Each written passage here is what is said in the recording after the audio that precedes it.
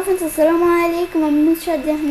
আজকে আমি তোমাদের সাথে শেয়ার করবো use, cell, size, auto fit, hide and with, distribute, row and column in MS Word Bangla. তো আজকে আমি তোমাদের সাথে শেয়ার করবো কীভাবে আমরা এমএস ওয়ার্ডের মধ্যে সেল সাইজ ব্যবহার করতে পারি। তো কাজটা করার জন্য এটা আমি মিনিমাইজ করলাম।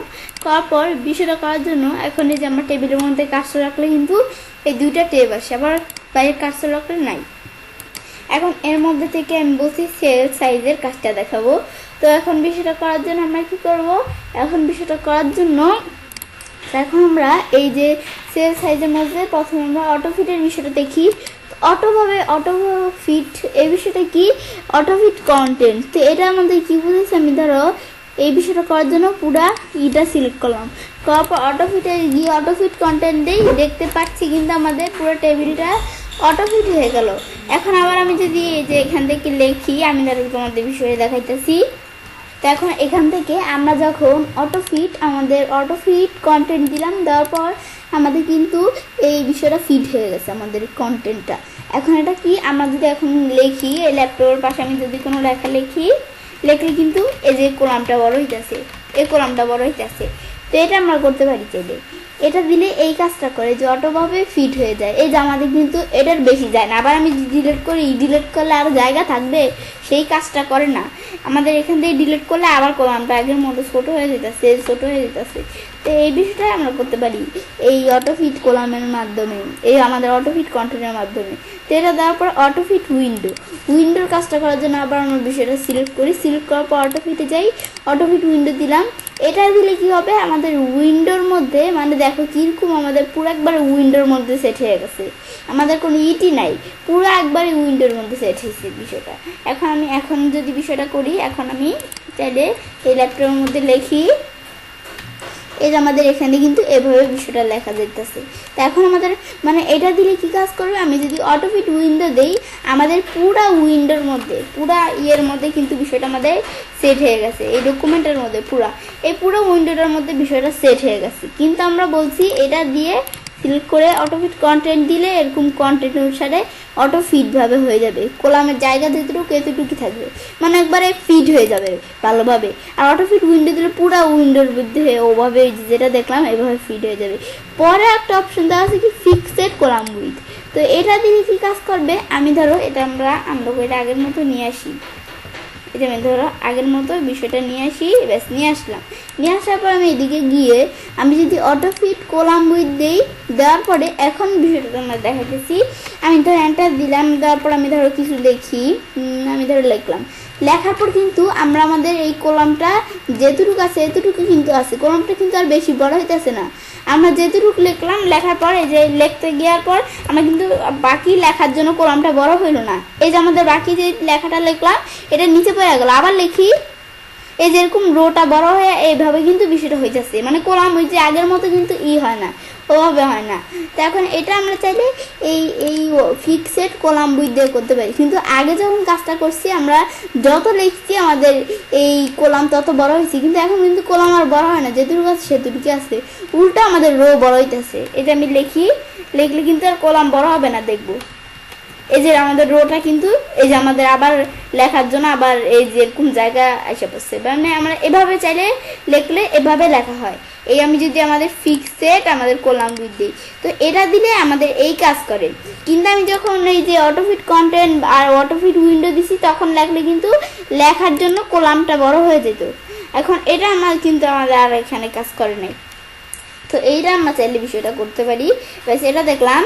তো এখন এই বিষয়ে দেখার পরে আমরা ধরো আরেকটা বিষয় দেখতেছি। আমরা ধরো এই যে এখান থেকে আমরা এই বিষয়টা কি, হাইটের বিষয়। তো আমি যদি যে অটোফিট এই যে ফিক্সড কলাম যেটা উইথ, এটা রেখে আমি যদি এই ধর আমরা এই কলামের হাইটটা বাড়াবো, তো হাইট দিলে কিন্তু এটা আমি তোমাদের বিষয়ে দেখাইতেছি। এর আগে আমি ধরো বিষয়গুলো আন্ডার করে সব আগের মতো নিয়ে আসলাম। নিয়ে আসার পরে এখন আমি তোমাদের বিষয়টা সিলেক্ট করে আমি ধরো অটোফিটে যাই, ফিক্সড কলাম উইথ, ব্যাস বিষয়টা এভাবে বিষয়টা দিলাম। তো এখন এই বিষয়টা আমাদের কি কাজ করবো, আমি ধরো এই টেবিলে কাজ মানে এই যে এই সেলটার বিন্দুতে কাজ রাখলাম। এখন আমি যদি এই হাইট বাড়াই, বিষয়টা তোমাদের দেখাইতেছি, আমি আন্ডার করি, আমাদের বিষয়ে হাইট বাড়াই যদি, এখন আমরা তো তোমাদের বিষয়ে দেখাইতেছি। আমি ধরো এখানে হাইটটা দিলাম, দিলে কিন্তু এই যে এভাবে হাইটটা বাড়ে। আবার আমি ধরো এই যে উইথ দেই, উইথ ধরো বাড়াই, উইথ বার কিন্তু এই যে এভাবে পুরো টেবিলের মধ্যে কিন্তু বিষয়টা কাজ করতেছে। কিন্তু আমরা যখন এই বিষয়টা আমরা সিলেক্ট করি, সিলেক্ট করার পর আমি যদি অটোফিট উইন্ডো দিই, দেওয়ার পরে এখন আমি যদি উইথ বাড়াই তাহলে কিন্তু শুধু আমাদের এভাবে বিষয়টা কাজ করতেছে, কিন্তু তখন দিলে কিন্তু পুরো টেবিলের মধ্যে বিষয়টা কাজ করছে।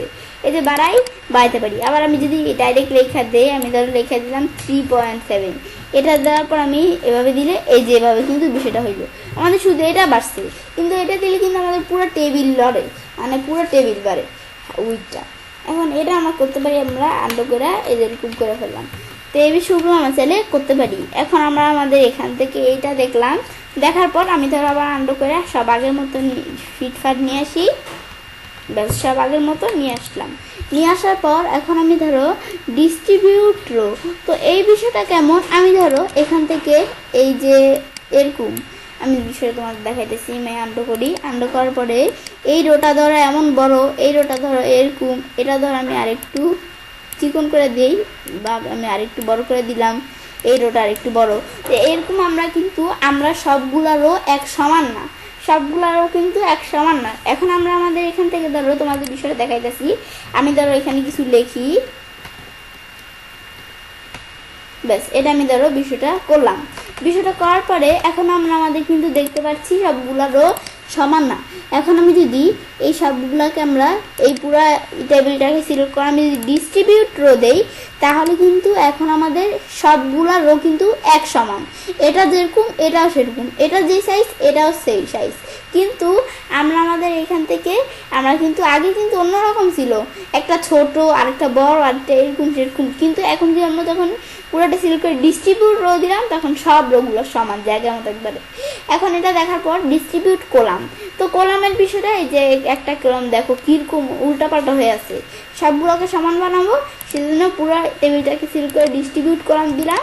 বেশ প্রত্যেক কলামের ভিতরে প্রত্যেক কলামটা সমান হয়ে গেল। তো তোমাদের যদি এরকম কোনো টেবিলের কাজ লাগে, পরে আমাদের টেবিলের কাজ করার পর এখন আমরা আমাদের এখান থেকে বিষয়গুলো আমাকে সাইজ করতে হবে, কারণ আমরা সাইজ করতেছি করতে করতে করতে করতে এখন আমাদের আমাদের আমাদের এভাবে আমরা সাইজ না করে এই যে এভাবে কিন্তু আমরা করে সাইজ করতে পারি, কিন্তু এভাবে সাইজ না করে আমি যদি আমাদের ডিস্ট্রিবিউট কলাম দিই তাহলে একবারে পুরো কলামের সাইজ 1 মিনিটের মধ্যে আমাদের কি হয়ে যাবে, এই যে সমান হয়ে যাবে। আমাদের আর এভাবে করে আমাদের কলামের সাইজ সমান বানানো লাগবে না। তো এটা আমরা চাইলে বিষয়গুলো করতে পারি রো কলামের এই বিষয়গুলো ডিস্ট্রিবিউট রো দিলে রো আমাদের একবারে সব মাপ মতো হয়ে যাবে। এই যে আমাদের রো কিন্তু একটা বেশি হয়ে গেছে, আমি এখন সিলেক্ট করে ডিস্ট্রিবিউট রো দেই, পুরো রো একবারে সমান। তো এটা আবার আমাদের এখন দেখতে পাচ্ছি আমাদের পুরো রো কলাম সব কিন্তু একবারে সমান, একটা বড় ছোট নাই। তো এটা আমরা বিষয়টা চাইলে করতে পারি। ব্যাস আজকে আমি তোমাদের দেখাইলাম কীভাবে আমরা এমএস ওয়ার্ডের মধ্যে এই যে সেল সাইজ আমাদের অপশনের মধ্যে এই বিষয়গুলো করতে পারি। ব্যাস বিষয়গুলো করার পর তো এবার আমি চাইলে কাজটা করতে পারি। এবার আমরা খুব সহজেই এমএস ওয়ার্ডের মধ্যে সেল সাইজ ব্যবহার করতে পারি। ফ্রেন্ডস, আমার আজকে এই ভিডিওটি তোমাদের ভালো লেগে থাকে তো আমার চ্যানেলটি সাবস্ক্রাইব, লাইক এবং সবার সাথে শেয়ার করবে।